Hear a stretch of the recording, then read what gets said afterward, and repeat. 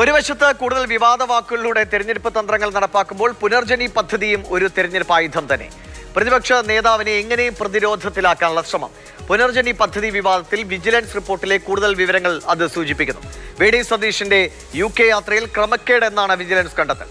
പ്രതിപക്ഷ നേതാവ് യാത്ര നടത്തിയത് മണപ്പാട്ട് ഫൗണ്ടേഷനുമായി ചേർന്ന് നടത്തിയ ആസൂത്രണത്തിന്റെ ഭാഗമാണ് എന്നും വിജിലൻസ് പറയുന്നു. അനന്തദർശൻ വിവരങ്ങളുമായി ചേരുന്നു. അനന്തൻ, തെരഞ്ഞെടുപ്പാണ്, ഏതു വിധേനയും ആയുധങ്ങൾ ശക്തമായി തന്നെ ഉപയോഗിക്കാൻ ശ്രമിക്കുന്നു. ഇതിലൊന്നും താൻ കീഴടങ്ങില്ല എന്നാണ് വി.ഡി. സതീശൻ വ്യക്തമാക്കുന്നത്. എന്താണ് വിജിലൻസിന്റെ കണ്ടെത്തൽ? അത് ഏത് വിധത്തിൽ പ്രതിപക്ഷ നേതാവിലേക്ക് വിരൽ ചൂണ്ടുന്നുണ്ട്? ദിവിഷ, സ്വാഭാവികമായും തെരഞ്ഞെടുപ്പാണ്, രാഷ്ട്രീയ യുദ്ധമുഖം തുറന്നിരിക്കുകയാണ്. ആ ഘട്ടത്തിൽ പുറത്തെടുത്ത ഒരു ആയുധം എന്ന മട്ടിൽ തന്നെയാണ് വി.ഡി. സതീശനെതിരായ CBI അന്വേഷണം ശുപാർശ ചെയ്തുകൊണ്ടുള്ള വിജിലൻസിൻ്റെ റിപ്പോർട്ടിനെ പൊതുവെ കാണുന്നത്. മാത്രമല്ല, 11 മാസം മുമ്പ് നൽകിയ റിപ്പോർട്ടാണ്. അതിൻ്റെ വിശദാംശങ്ങളാണ് ഇപ്പോൾ പുറത്തു വരുന്നത്.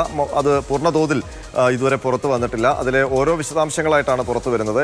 CBI അന്വേഷണ ശുപാർശ എന്ന മട്ടിലായിരുന്നു ആദ്യം വന്നത്. അതിനുശേഷം പണപ്പിരിവ് നടത്തിയതുമായി ബന്ധപ്പെട്ട വിശദാംശങ്ങൾ സംബന്ധിച്ചുള്ള, അതിലെ ക്രമക്കേട് എന്താണ് എന്ന് വിജിലൻസ് കണ്ടെത്തിയത് സംബന്ധിച്ചുള്ള വിവരങ്ങളാണ് പുറത്തു വന്നത്. ഇന്നിപ്പോൾ വി.ഡി. സതീശൻ UK നടത്തിയ യാത്ര തന്നെ ക്രമക്കേടിൻ്റെ ഭാഗമാണ് എന്നുള്ള ഒരു കണ്ടെത്തൽ വിജിലൻസ് നടത്തിയിട്ടുണ്ട്. ആ ഭാഗം, റിപ്പോർട്ടിലെ ആ ഭാഗമാണ് ഇന്ന് പുറത്തു വന്നിരിക്കുന്നത്. അതിൽ വിശദീകരിക്കുന്നത് UK പോകാൻ വി.ഡി. സതീശൻ അനുമതി തേടുമ്പോൾ പറഞ്ഞിരുന്ന കാര്യങ്ങൾ അല്ല അവിടെ നടന്നത് എന്നുള്ളതാണ്. UK പോകാൻ വി.ഡി. സതീശൻ കേന്ദ്ര സർക്കാരിനെയും സംസ്ഥാന നിയമസഭാ സെക്രട്ടേറിയറ്റിനെയും അറിയിച്ചിരുന്നത് താൻ അവിടെ UK പോകുന്നത് സ്വകാര്യ സന്ദർശനത്തിനാണ്, ഒപ്പം ചരിത്ര പ്രാധാന്യമുള്ള സ്ഥലങ്ങൾ സന്ദർശിക്കാൻ കൂടിയാണ് എന്നുള്ളതാണ്. അപ്പോൾ അതിൻ്റെ ഭാഗമായിട്ടാണ് കേന്ദ്ര ആഭ്യന്തര മന്ത്രാലയവും അതുപോലെ തന്നെ പൊളിറ്റിക്കൽ ക്ലിയറൻസും നൽകിയിരിക്കുന്നത്.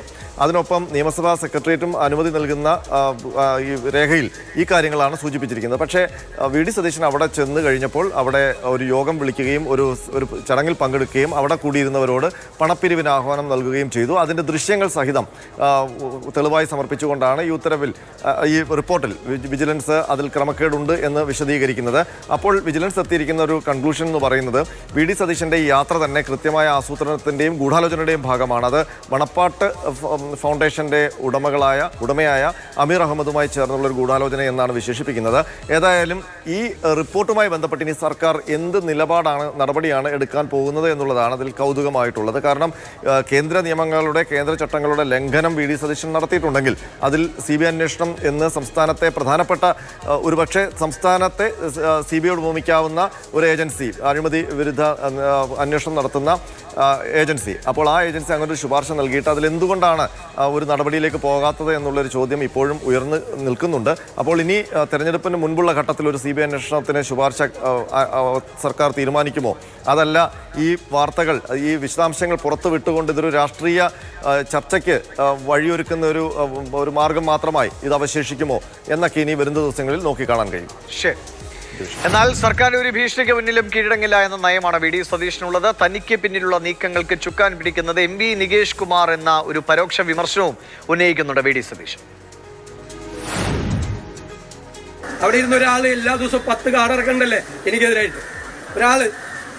നിങ്ങളുടെ ഒരാൾ അവിടെ ഇരുന്ന് ഇറക്കണ്ടല്ലോ 10 കാർഡ്. അതിലൊരു കാർഡ് അവിടെ തന്ന പൈസ, KPCC തന്ന പൈസ ഞാൻ അടിച്ചു മാറ്റി. KPCCയുടെ 137, 138 ഞങ്ങളുടെ സംഘടനാ പ്രവർത്തനം നിങ്ങൾ ഫണ്ട് പിരിക്കുന്നതൊക്കെ, CPM ഫണ്ട് പിരിക്കുന്നതൊക്കെ അടിച്ചുകൊണ്ട് പോകായിരുന്നു. പിണറായി വിജയൻ 16 കൊല്ലം പാർട്ടി സെക്രട്ടറി ആയിരുന്നപ്പോൾ CPM ഫണ്ട് പിരിവ് നടത്തിയതൊക്കെ അദ്ദേഹം വീട്ടിൽ കൊണ്ടുപോയിരുന്നു. പേടിച്ചുപോയെന്ന് പറഞ്ഞേക്കുന്ന വി.ഡി. സതീശന്റെ ഡയലോഗിന് സിനിമാ സ്റ്റൈൽ പ്രചാരണം നൽകുന്നുണ്ട് കോൺഗ്രസ്. സെക്രട്ടേറിയറ്റിന് ചേർന്ന് പോലും ബോർഡ് പ്രത്യക്ഷപ്പെട്ടിരിക്കുന്നു. ഇത് വെറും തിരഞ്ഞെടുപ്പല്ല, ഒരു യുദ്ധം തന്നെ എന്ന നിലയിലാണ് പാർട്ടികളും നേതാക്കളും ഒക്കെ മുന്നോട്ട് പോകുന്നത്. അതിനാൽ ഇനിയുമേറെ പഞ്ച് ഡയലോഗുകൾ നമുക്ക് പ്രതീക്ഷിക്കാം.